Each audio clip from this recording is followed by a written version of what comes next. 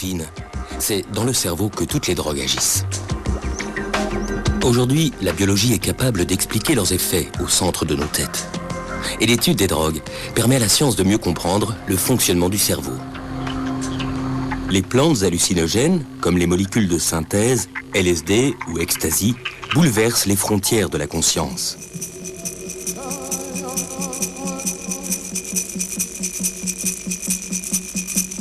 Peyote, champignons, ayahuasca, pour communiquer avec le monde des esprits, sorciers, guérisseurs et chamans ont toujours utilisé des plantes hallucinogènes.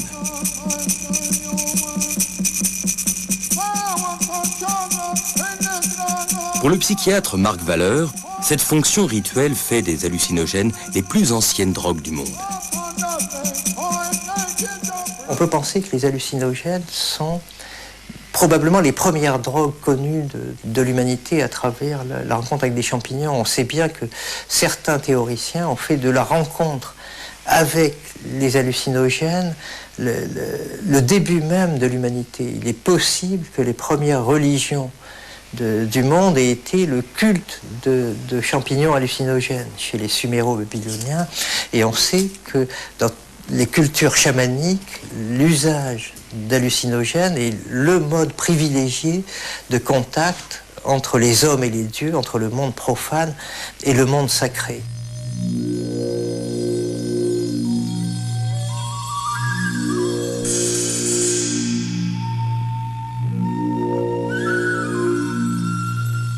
Dans l'Europe médiévale, guérisseurs et sorcières se servent de datura, de belladone ou de jusquiam.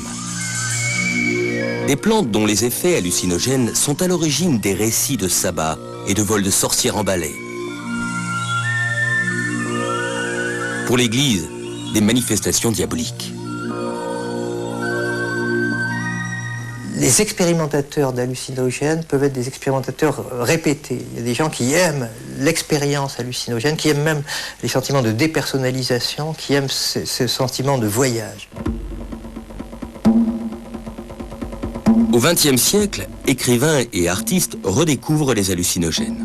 Antonin Artaud est initié au cactus sacré, le peyote, par des Indiens du Mexique.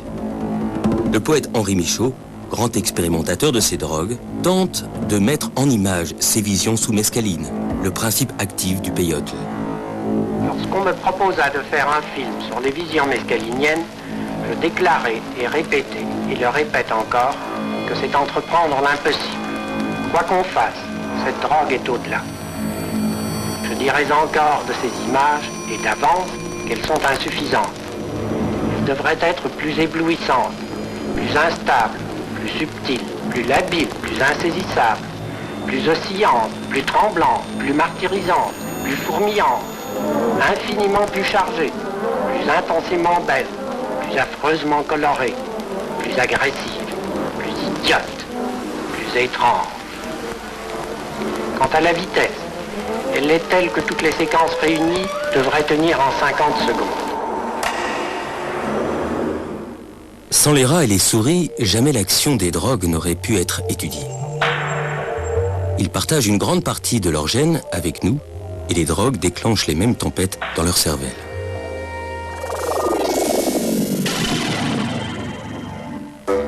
En fait, l'humanité tout entière a une dette morale envers ces petites bêtes. On peut droguer les rats, manipuler leurs gènes, et même les découper en morceaux.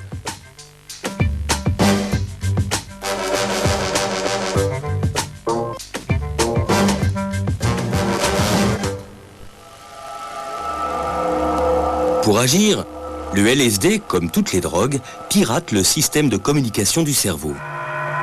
Car notre cerveau passe le plus clair de son temps à bavarder avec lui-même. Son bon fonctionnement repose sur un dialogue incessant entre nos 100 milliards de cellules nerveuses, les neurones. Pour faire circuler l'information, les neurones s'envoient des messagers chimiques qu'on appelle les neurotransmetteurs. Que ce soit la douleur, le plaisir ou le rythme des échanges d'informations, les neurotransmetteurs régulent un équilibre subtil et complexe, dont dépend l'ensemble des fonctions de notre organisme. Entre chaque neurone, il existe un petit espace où règne une intense activité. C'est ici, dans la synapse, que les neurotransmetteurs agissent. Pour faire circuler l'information d'un neurone à l'autre, ils s'emboîtent dans les récepteurs qui leur correspondent. Les hallucinogènes sont peu étudiés par les scientifiques. Franks Vollenweider dirige une des rares équipes dans le monde qui se consacre à l'étude de leur mécanisme d'action dans le cerveau. J'étais personnellement intéressé par le phénomène de perte des frontières de l'ego, et les drogues comme le LSD sont parmi les rares molécules que l'on peut utiliser pour créer ce genre d'état dans des conditions expérimentales. Il n'y a pas d'autres drogues qui provoquent une altération si profonde des frontières de l'ego. Ça commence avec un apaisement des relations entre le corps et son environnement. L'esprit est profondément modifié. On pense qu'on se fond avec l'environnement, voire avec le cosmos, dans un état extatique. C'est une expérience profonde et nous n'avons aucune idée de comment ça marche.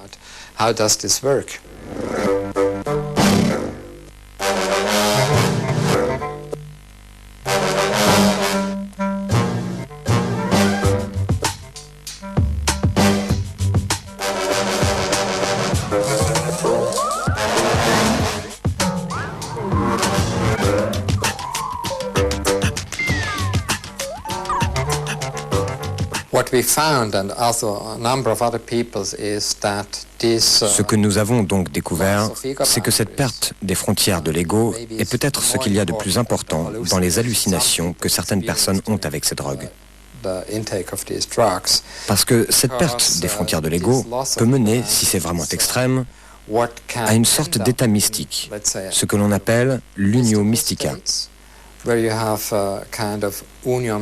Mais cela peut prendre l'autre voie, et on est alors morcelé, anxieux et divisé. On n'a donc plus de vue d'ensemble sur ce qui s'est passé.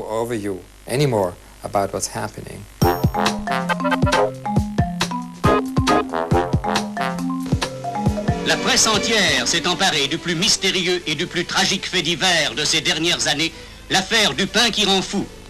La paisible petite ville de Pont-Saint-Esprit a été la proie de ce mal inexplicable qui a frappé près de 200 personnes. Des crises de folie hallucinatoires dues à la présence dans le pain de l'ergotine, le poison des céréales, ont fait plusieurs morts. La vente du pain a été aussitôt interdite et à Pont-Saint-Esprit, les biscottes ont complètement disparu. Le passage de ces corbillards devant une boulangerie close, c'est ce que la justice reprochera à un minotier qui avait trop aimé l'argent. Cette ville française doit son intoxication à l'ergot de seigle. C'est en étudiant les dérivés de ce parasite des céréales que le chimiste suisse Albert Hofmann, à la recherche d'un remède contre la migraine, invente en 1943 une drogue qui va bouleverser toute une génération, l'acide lysergique diéthylamide, plus connu sous le nom de LSD.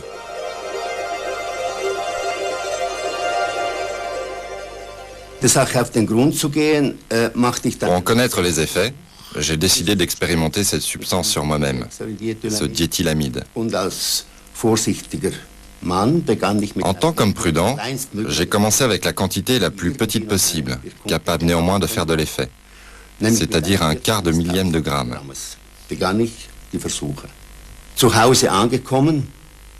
Arrivé chez moi, je me suis retrouvé dans un état psychique extrêmement bizarre.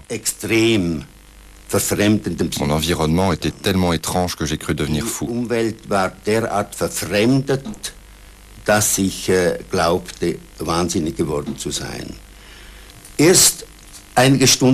Ce n'est que quelques heures plus tard, quand je me suis rendu compte que les symptômes s'estompaient, que j'ai pu alors jouir pleinement de cet état de conscience extraordinaire. Konnte ich dann diesen außerordentlichen Bewusstseinszustand irgendwie genießen. J'étais totalement sensibilisé à tout ce qui se passait autour de moi. Je ne percevais plus les sons comme agressifs. Au contraire, ils étaient magnifiques, beaux et profonds. Les couleurs aussi étaient devenues agréables. Toute l'atmosphère devenait positive. Quelque part, le monde était devenu merveilleux. Peu avant, il avait été diabolisé, pour ainsi dire. Mais à présent, je me trouvais dans un univers magique.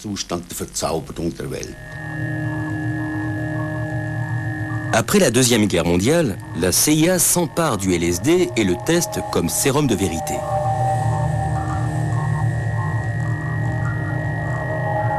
Plusieurs armées expérimentent même son potentiel d'arme chimique incapacitante. 25 minutes later, the first effects of the drug became apparent.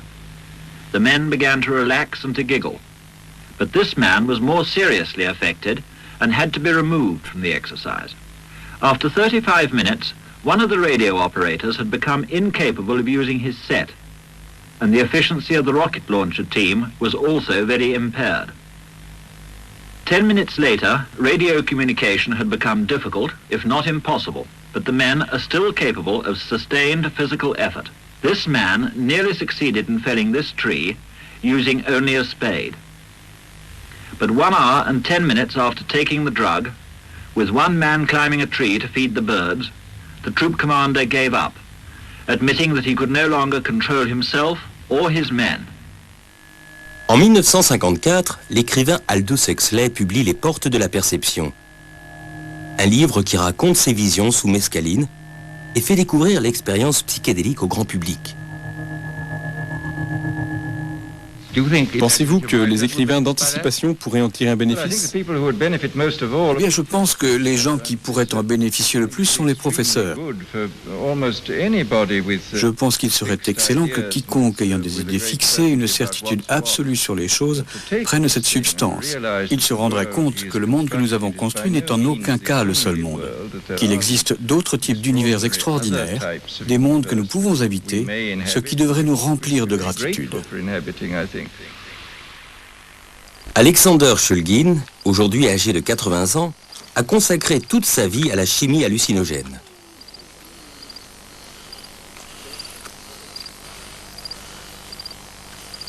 Dans son petit laboratoire à domicile, près de San Francisco, il a inventé plus de 150 molécules psychédéliques. Il est considéré comme un chimiste de génie et ses résultats sont publiés dans les revues scientifiques. Je crois que le terme utilisé par Huxley, les portes de la perception, est tiré de l'œuvre de William Blake. Je crois qu'il dit, si les portes de la perception étaient ouvertes, toute chose apparaîtrait à l'homme telle qu'elle est. Et je pense que faire en sorte que chaque chose soit disponible et perceptible de la manière où Huxley lui-même l'entendait dans ses écrits est une chose dangereuse. C'est la schizophrénie. On a accès à tout. Regarde ça. Je me souviens de ça, de ça. Je me souviens d'avoir parlé à Dieu et je me souviens de tout ce qui s'est passé. On n'est plus capable de se comporter sans danger en société. C'est le côté négatif des portes de la perception.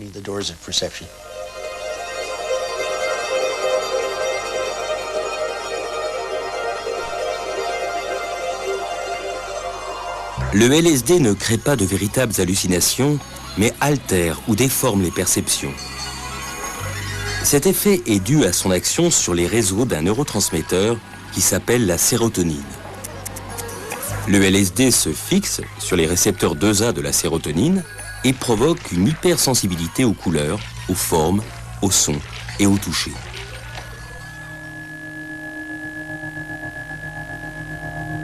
Dans les années 40 et 50, des psychiatres américains s'intéressent au LSD qui induit des états proches de la psychose pour essayer de comprendre les mécanismes de la schizophrénie.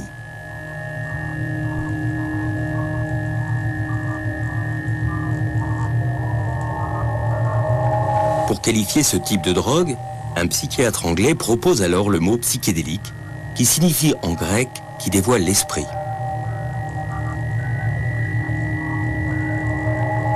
Au début des années 60, un professeur en psychologie de Harvard, Timothy Leary, devient un fervent prosélyte du LSD. L'effet est comparable à celui d'un microscope. Quand vous observez quelque chose au microscope, vous découvrez soudain un monde invisible autour de vous, un monde que vous ne connaissiez pas auparavant. C'est la même chose avec les drogues psychédéliques. Vous prenez conscience des processus qui se déroulent à l'intérieur de votre cerveau, de l'énergie que s'échangent vos organes sensoriels, mais aussi de l'énergie qui les entoure et que vous n'aviez jamais ressentie. Le mot d'ordre de Timothy Leary, turn on, tune in, drop out. Branche-toi, accorde-toi, lâche tout.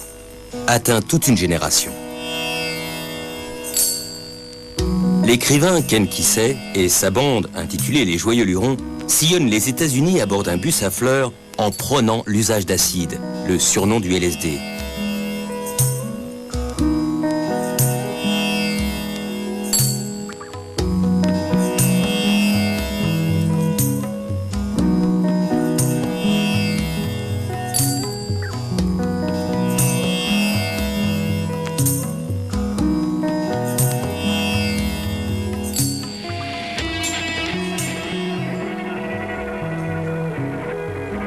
Au milieu des années 60, la consommation de drogues psychédéliques explose. Le LSD accompagne le mouvement hippie, le bouillonnement artistique et musical de la contre-culture et la vague pacifiste. Des politiciens déclarent même que l'acide est plus dangereux que la guerre du Vietnam. En 1966, les États-Unis, suivis par d'autres pays, finissent par interdire le LSD et toutes les drogues psychédéliques.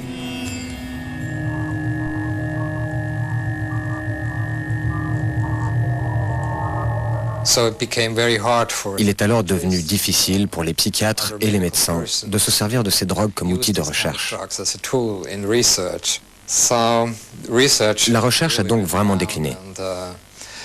Puis, avec le développement des nouveaux outils dans les années 80 et 90, on est revenu à la question de savoir comment ces drogues agissent sur le cerveau, comment elles affectent les neurones.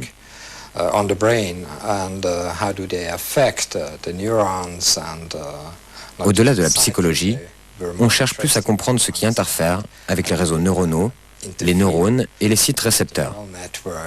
Une nouvelle vague de recherche a donc commencé dans les années 90.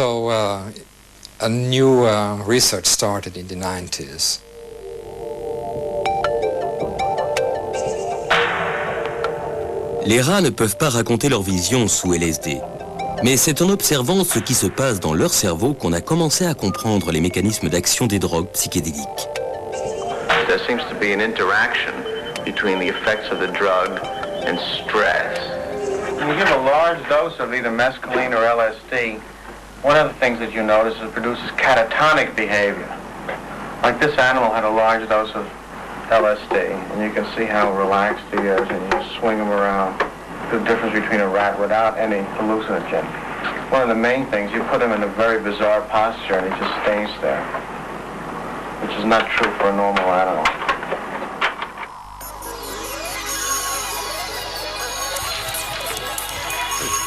En plus de stimuler les récepteurs 2A de la sérotonine, le LSD perturbe les circuits de deux autres neurotransmetteurs.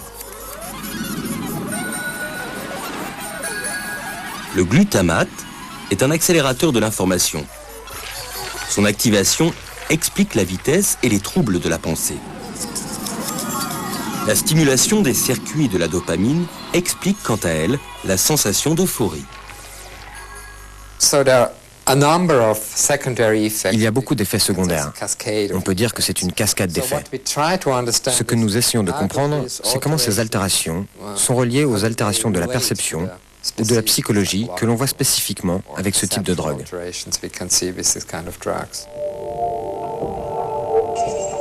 Au début des années 90, de nouvelles techniques d'imagerie cérébrale font leur apparition. La tomographie par émission de positons et l'imagerie par résonance magnétique fonctionnelle permettent d'observer les zones du cerveau activées par les drogues. Franz Vollenweider et son équipe décide alors de reprendre à zéro l'étude des hallucinogènes avec ces nouveaux outils. We think that, on the one hand, the profound alterations we can see with these drugs. Nous pensons que, d'un côté, la profonde altération que l'on constate avec ces drogues quand les gens sont dans un état euphorique et extatique nous donne une idée de comment le cerveau est organisé et comment il fonctionne lorsqu'on est dans cet état extatique.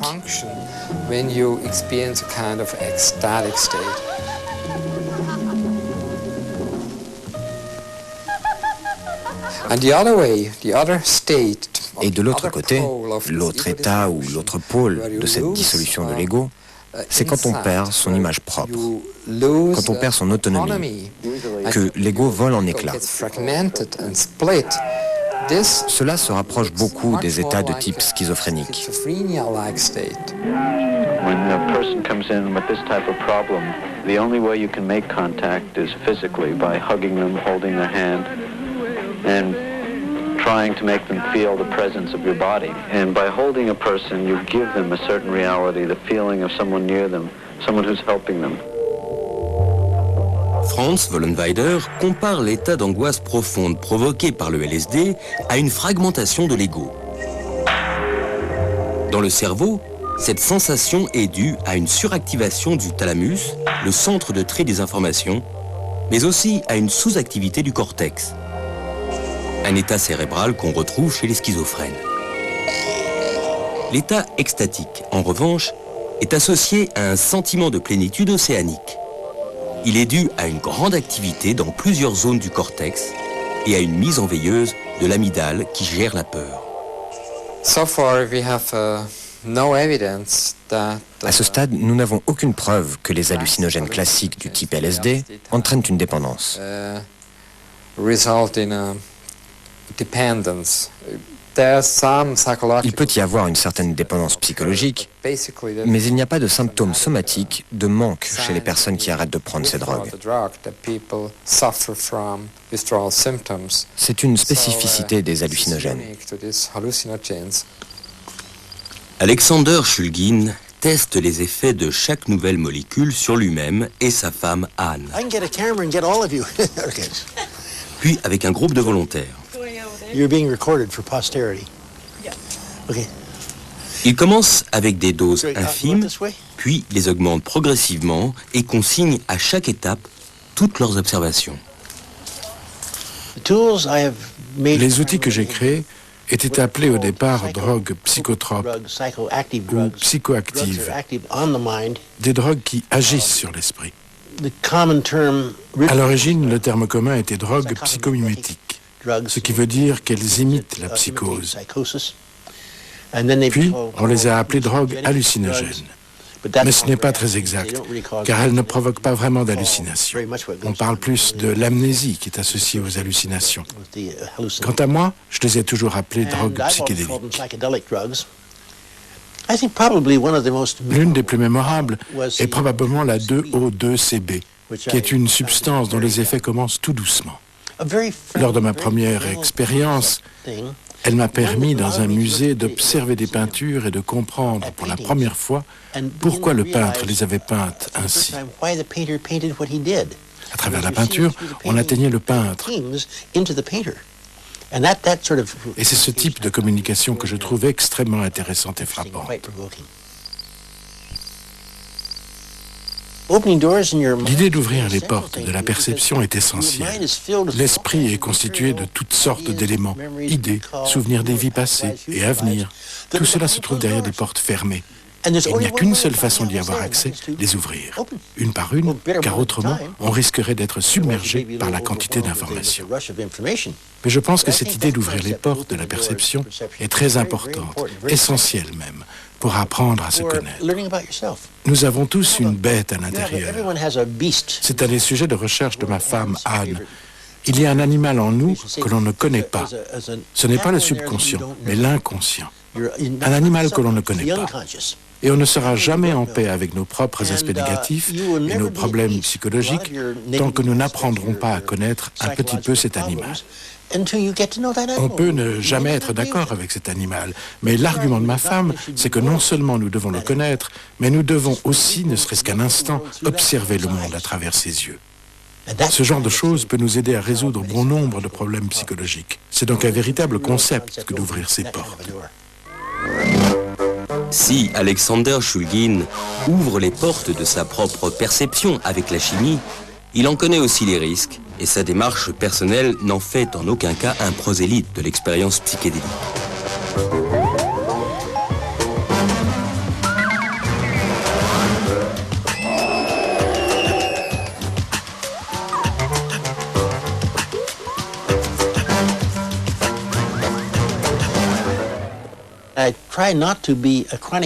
J'essaie de ne pas devenir un utilisateur chronique de produits psychédéliques. C'est la découverte que je trouve excitante. Pas l'exploitation, mais la découverte. Et je veux rester capable de le faire. La plus célèbre découverte d'Alexander Shulgin, c'est l'ecstasy, qui va devenir la plus populaire des nouvelles drogues chez les jeunes. En fait, la molécule de l'ecstasy, le MDMA, a été inventée et brevetée en Allemagne en 1914 sans qu'on lui trouve une utilité. Elle a aussi été testée par la CIA comme sérum de vérité, sans résultat. Alexander Shulgin s'y intéresse dans les années 70 et lui trouve un profil très particulier. On lui a donné le nom d'Adam ou ecstasy. On l'a appelé ecstasy quand il est devenu illégal comme produit, puis vendu et utilisé pour la danse. Ça tient de la même idée. La danse fait tomber les barrières. Elle permet aux gens d'interagir les uns avec les autres pendant un certain laps de temps. Le terme ecstasy était très répandu, mais le terme médical généralement utilisé était Adam. Pour ma part, je continue à l'appeler méthylène dioxyméthamphétamine, MDMA. Toutes les drogues du type MDMA sont très différentes des hallucinogènes. D'abord parce qu'elles ne provoquent pas d'hallucinations, c'est très rare, peut-être seulement avec de très fortes doses. Mais elles stimulent l'humeur et facilitent la communication. Certains les qualifient de prosociales.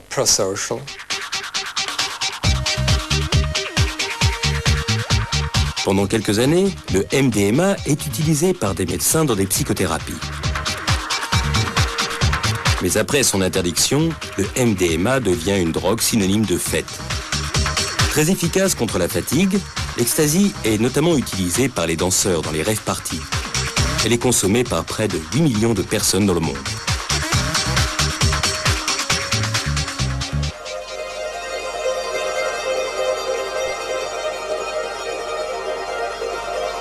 Comme le LSD, l'ecstasy agit sur le circuit de la sérotonine, mais elle cible un tout autre mécanisme. Dans un cerveau sans drogue, quand elle a achevé sa mission, la sérotonine est recaptée par une sorte d'aspirateur moléculaire, le transporteur. Ce nettoyage permet à la synapse de se tenir prête pour recevoir un autre message. L'ecstasy bloque le transporteur de la sérotonine, un important régulateur de l'humeur. Une cascade de sérotonine se déverse alors dans les neurones et provoque une sensation de joie et d'empathie. Le problème, c'est que les stocks de sérotonine se vident complètement. Les neurones ne peuvent plus fonctionner comme avant.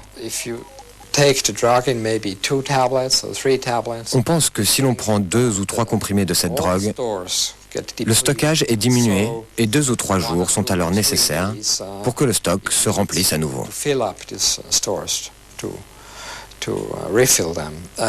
C'est typiquement ce qui arrive à environ un tiers des sujets étudiés. Avec une seule dose, après 2 ou 3 jours, ils déclarent ressentir un blues de milieu de semaine. À l'échelle des cellules, l'ecstasy agit sur les neurones à sérotonine. Avec les techniques d'imagerie médicale, on peut maintenant voir quelles régions du cerveau sont atteintes par la drogue.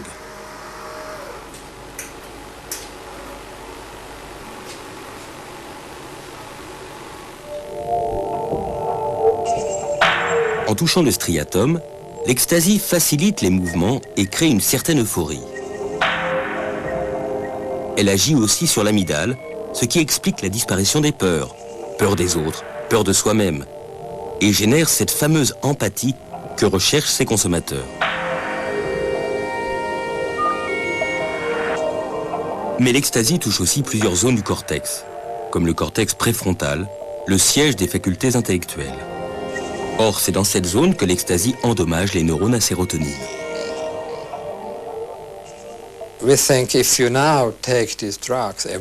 On pense que si la drogue est prise chaque week-end, l'état du cerveau peut être profondément changé, parce qu'il s'agit alors d'un traitement chronique et non plus d'une dose unique.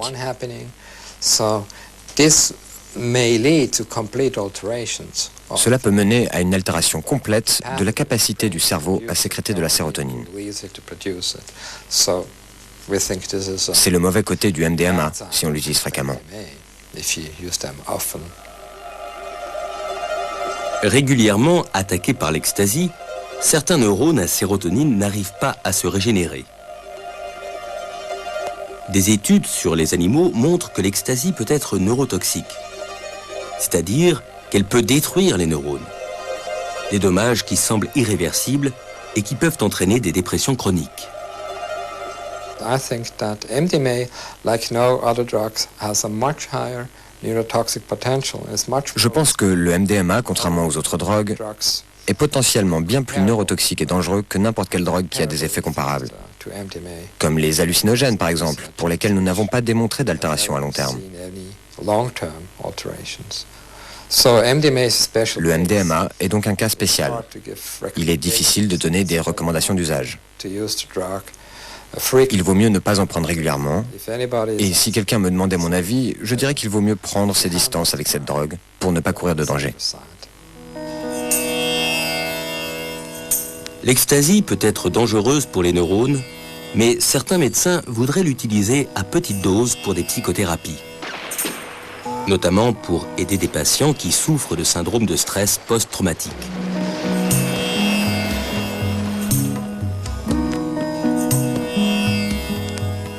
C'est l'état de choc des vétérans du Vietnam qui a permis aux médecins d'identifier ce trouble psychiatrique qui n'avait alors pas d'existence officielle.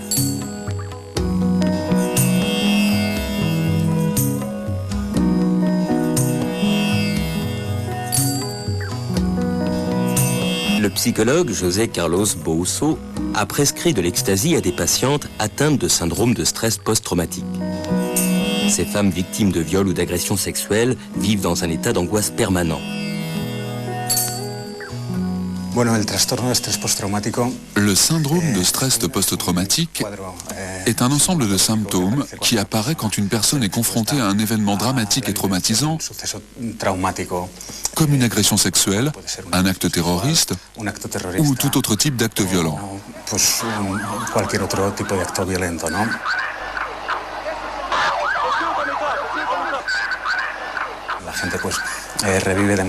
Ces personnes revivent l'événement traumatique de manière incontrôlée et avec la même charge émotionnelle qu'au moment de l'événement.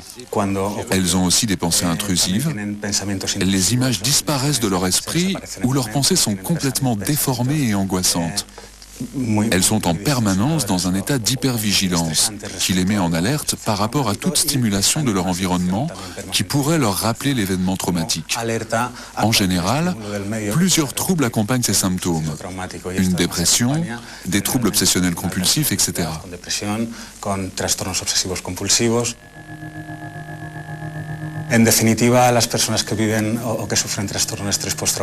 En définitive, les personnes qui souffrent d'un trouble de stress post-traumatique ont tendance à voir le monde comme un lieu menaçant et à se considérer eux-mêmes comme incapables d'agir dans ce monde. Y la MDMA actúa de manera muy específica sobre el miedo, ¿no? Haciendo que las personas, pues bueno, los mayores miedos que no tienen que ver con los miedos propios. Le MDMA a un effet très spécifique sur la peur. Il n'agit pas sur toutes les peurs liées à la vie courante ou à l'expérience de la vie, mais il agit précisément sur les peurs causées par un trouble ou une situation particulièrement stressante. C'est comme si le MDMA ciblait directement cette peur et l'éliminait, ou du moins la réduisait, pendant son temps d'action pharmacologique. Cela permet aux personnes de travailler leur état interne sans être dans un état de peur permanente.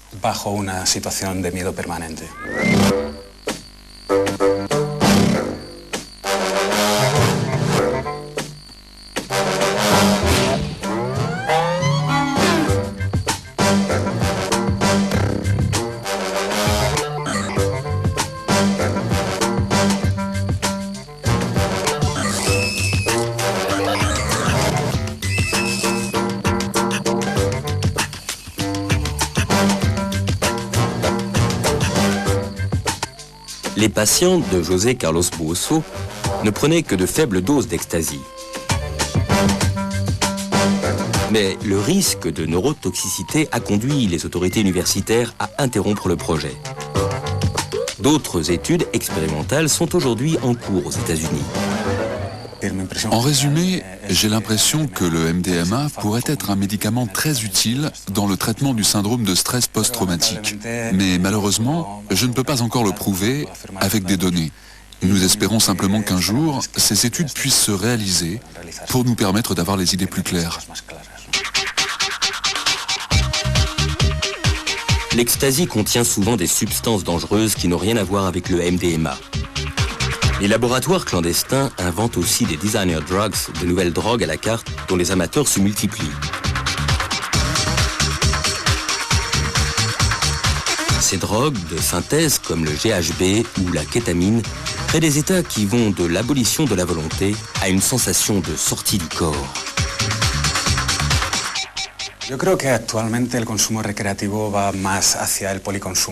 Je pense qu'aujourd'hui, la consommation de drogues récréatives se dirige vers une polyconsommation. Le consommateur dispose d'un menu psychotrope qu'il utilise tout au long de la soirée en fonction des effets qu'il recherche ou qu'il éprouve. En cas de stimulation excessive, il prendra un calmant. Quand il ressent la diminution des effets d'une drogue, il en reprendra un peu pour retrouver plus d'intensité, c'est-à-dire qu'il joue avec les différentes substances.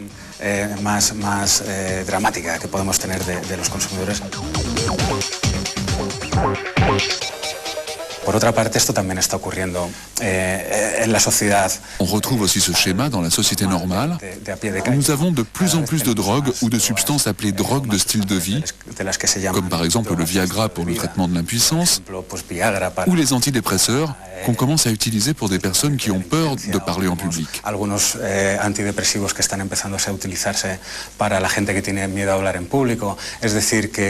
Je pense que ce phénomène est généralisé au sein de la société, aussi bien avec les drogues de pharmacie qu'avec les drogues illégales. Interrogés sur ce que seront les drogues de demain, scientifiques et psychiatres pensent d'abord aux traitements médicaux. Entre les drogues et les médicaments, les frontières deviennent chaque jour de plus en plus poreuses et l'avenir s'annonce chimique.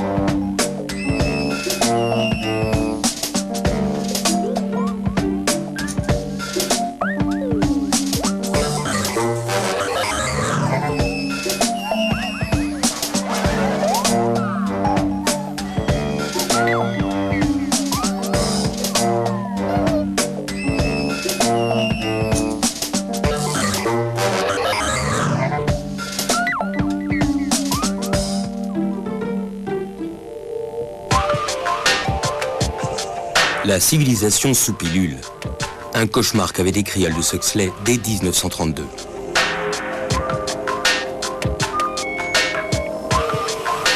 Dans son roman Le meilleur des mondes, une société était régulée par le soma, une drogue omnipotente qui calmait les gens ou les rendait euphoriques selon la dose administrée. Vous anticipez dans une certaine mesure ce monde sous tranquillisant, sous drogue de confort, sous drogue de vérité dans votre roman Le meilleur des mondes.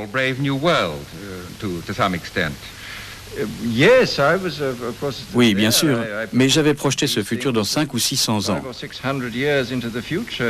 Et c'est plutôt alarmant de penser que 27 ans plus tard, un bon nombre de ces prédictions sont déjà arrivées.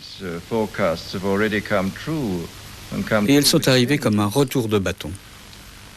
C'est difficile de savoir ce que seront les drogues de demain parce qu'on est dans un monde qui est probablement de plus en plus ouvertement chimique. Alors c'est très décrié par certains. On voit bien que les médicaments, l'utilisation des molécules psychoactives sort de plus en plus souvent d'un cadre thérapeutique au sens de traitement de maladies mentales avérées. C'est le problème des traitements de la dépression. On ne sait plus trop où est la frontière entre la norme et la dépression. C'est le problème du traitement de l'angoisse, où on ne sait plus à partir de quelle durée de crise d'angoisse il faut passer au traitement. C'est le problème du traitement de l'insomnie, etc.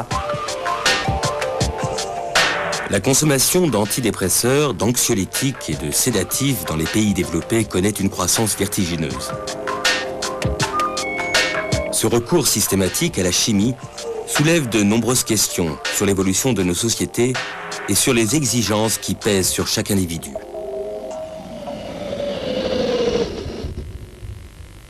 La realidad es que parece ser que ahora mismo pues, las drogas del futuro se podría decir que son quizá los Je pense que les drogues du futur sont plutôt les antidépresseurs. Dans le monde occidental, les indices de dépression augmentent de manière exponentielle. Mais si ces médicaments étaient efficaces, ou aussi efficaces qu'on veut nous le faire croire, les indices de dépression seraient certainement moins élevés. Je veux dire que la médecine du futur doit être une médecine qui répond à la société et aux problèmes psychologiques de la société, et non l'inverse. Nous vivons dans un monde qui va connaître de plus en plus de troubles d'anxiété, de stress ou de dépression.